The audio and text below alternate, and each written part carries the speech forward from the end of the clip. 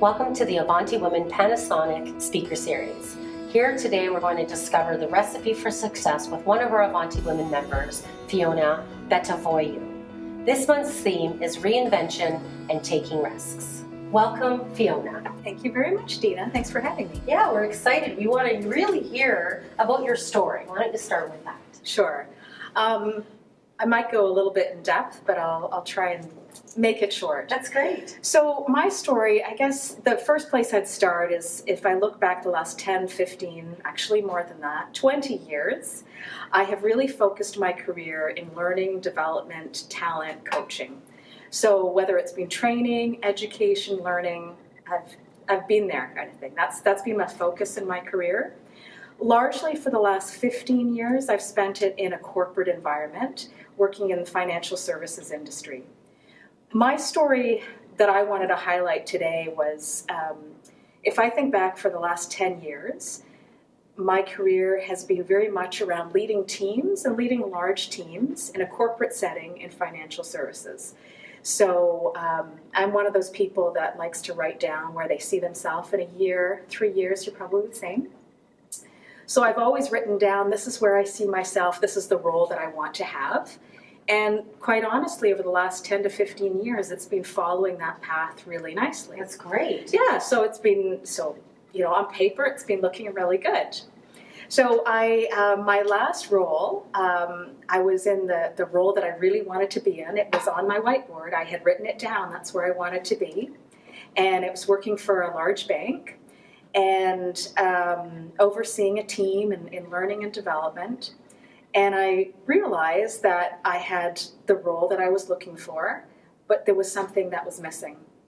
So many of my colleagues and mentors are also in learning and development, and many of them have either been in that corporate stream, I call it, but a lot of my mentors and colleagues have been in another stream where they've been starting their own business, opening up their own firms, and have sort of, let's say, branched off into owning their own business. So I've been on my path for the last 10 to 15 years, going up, following my path that I want to go to, but out of the corner of my eye, watching these other people opening up their business.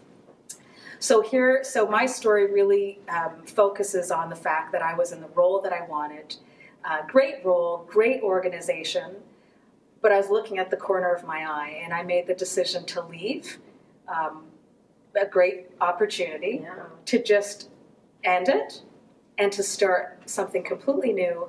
As I watched my colleagues out the corner out of my eye, I wanted to follow what they were doing, which was to start up my own business, start up my own consulting firm, and just start again. So that's really been my story for the last 4 to 6 months. Yeah, wow.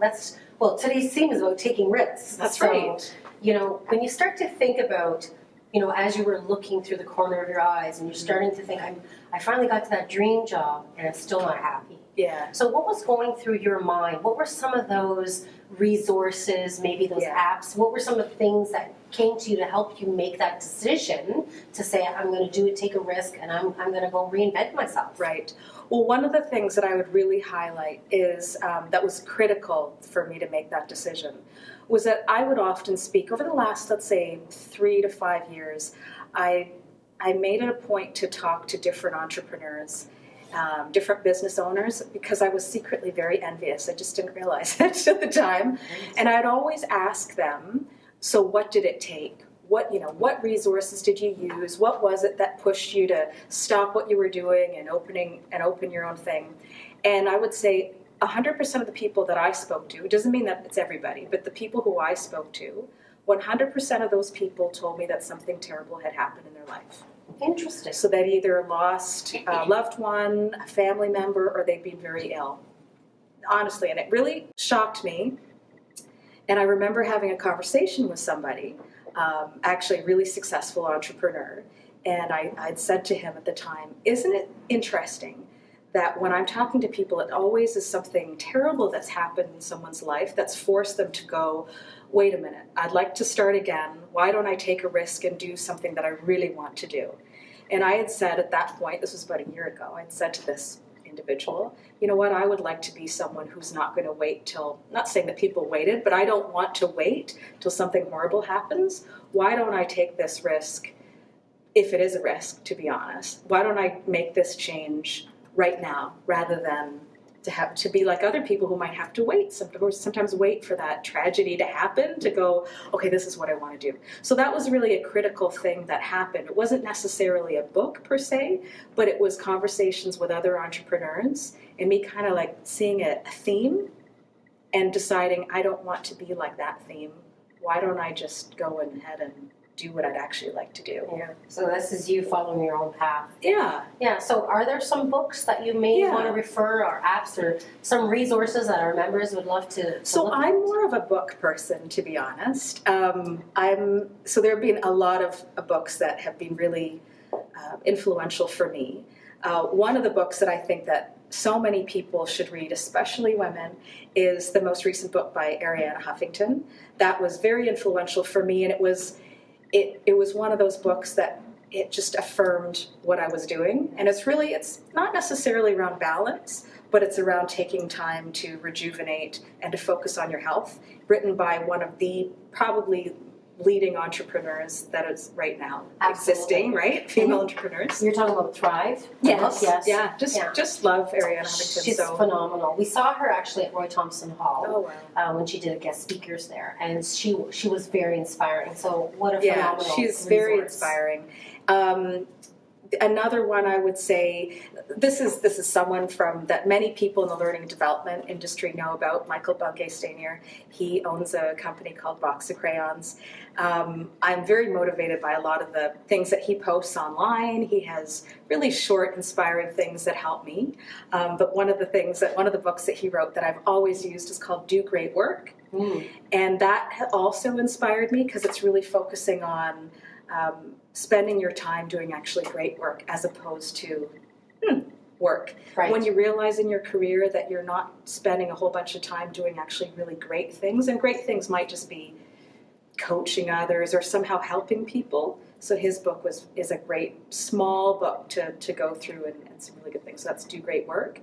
The last book that I would mention, I mean I have a lot, but the third book I mentioned is the one that everybody knows, and it's Dan Pink. Anything by Dan Pink I love, but Drive is my personal favorite by Dan Pink. And it's really, if you think about motivation and what pushes people, and the best part of that book, in my personal opinion, I've used this with a lot of leaders and coaches out there. He has an activity in the book which is called Write Your Own Sentence. And it's a great thing if you're at that point in your career where you want to reinvent yourself and take a risk or do something different. And he writes about having people think about what their sentence would be. So what do you want to be known for? So it's a great activity to kind of go, if you just had one sentence that would define who you are and what you do and what you want to do, what would it look like and what would it say? I love it. So that's a great thing to look at when you're at that point where you want to maybe take a different path. Absolutely. So what would be what you'd want to say? Oh no, I was going to say, don't ask me that question because I don't know my sentence. I do have my sentence. You're still working on it? Well, that's right. Yeah, I'm still working on it. But I did have a really good sentence at one point, I remember.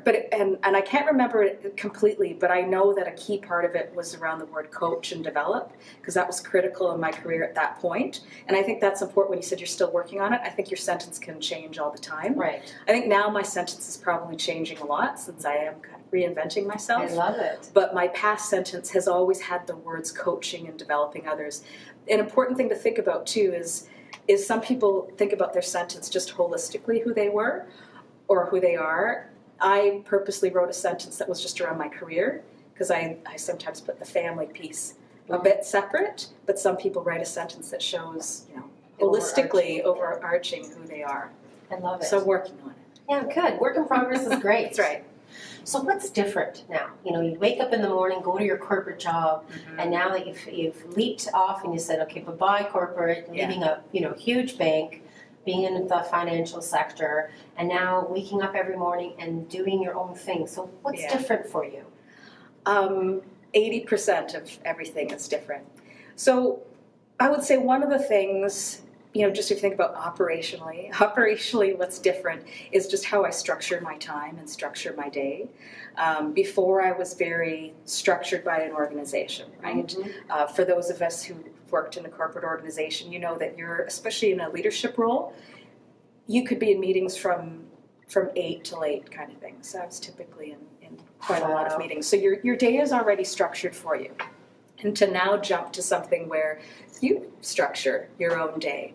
So that's one thing that's really, really different, and that's something that takes a lot of work, I've discovered, to figure out how you're going to manage your day and what you're going to focus on in different parts of the day. So that piece is very different. What else is different is actually the financial aspect. And I've shared this with a lot of people because I think it's important to know when you take a risk and you decide to go on a different path, is that financially things may look a little bit different. And by that I mean, from a corporate setting, I would just every 2 weeks there'd be a paycheck. You knew it would be there. You knew it would be there, yeah, sure. Unless things go terribly wrong. And so there's this, I almost want to say complacency to it, but you get so used to it. And then when you run your own business, it's not like that. You're out there, hunting and working all the time, but those paychecks sometimes don't appear till the work is fully complete, and then a little bit time after that. So that's been a real shift for me, mm-hmm. and something that's just very different about my day. I get it. Right? And so that I've found that I've just had to think differently and manage and prepare. Preparation and management is very, very different. So I'm still a work in progress on that. I love it. That's great. So if you had go back 20 years and looked at a very young Fiona, and knowing 20 years later, what would be that one piece of advice you'd give yourself? Sorry, I'm doing the math now of going back 20 years. How would it be? So I'll tell you what I wouldn't say. I wouldn't say, oh, you shouldn't do this, you shouldn't do that, focus on this. I would almost just say, just keep on going the same path that you're going, because I think that all the things that I did and that everybody does, it adds up to whomever you are at that time, right? I never would have known that this is the industry I would be in and this is what I would be doing. But I would say to my younger self is to continue to travel, because I did a lot of traveling 20 years ago and 25 years ago. Independently, I just went by myself and traveled a lot for many, many years and lived overseas. So I would actually say to my younger self to continue to do that, because I think by us getting to know different cultures and the way that different people work and live can help you in your career. It'll help you adapt better. It'll help you understand things and why things happen.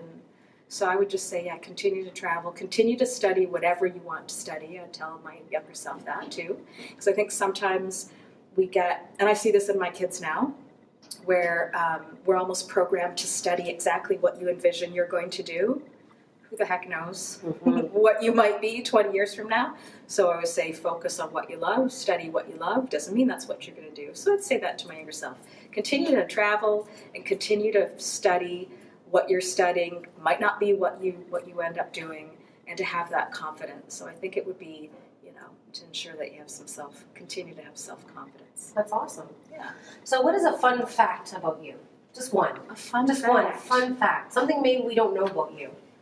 I wasn't ready for this one. A fun fact. Does it have to? I'm just thinking for a minute. Oh my goodness. You like Def Leppard, and that's why you wear leather pants today? No, I do love leather. But I don't like Def Leppard. Oh my goodness. Oh, I'll tell you a fun fact. So in the 80s, I just love 80s music. And in the 80s, I loved everything around Madonna and Duran Duran. And so I made a decision when it was the 80s that I was going to be a videographer, because at the time it was really big to make videos for music. That's when they first really came out. So fun fact about Fiona is I used to spend a lot of time when I would listen to music, I would like choreograph and design exactly what would happen in each shoot. So that, Simon Le Bon is going to do this, and then this is going to happen, and I would actually figure out what the whole design would be for a video for Duran Duran. But why I'm sharing that with you is what I do now is learning and talent, but a lot of what I do is instructional design. So little did I know, I was actually designing something at that time. I was going to back say in the 80s that. with Duran Duran, and I wish to this day that I could tell Duran Duran that, because I still would like to secretly do that for them. Okay. We'll make sure. Can you let them know? We'll get them a copy of this video. Exactly. I love I'm it. sure they'll be very interested. Well, we've had a great time here today. I want to thank you. Thank you. And I would love for everyone, if you want more information on Avanti Women, please look at us at www.avantiwomen.com, and please follow us on Twitter at #AW Recipe for Success.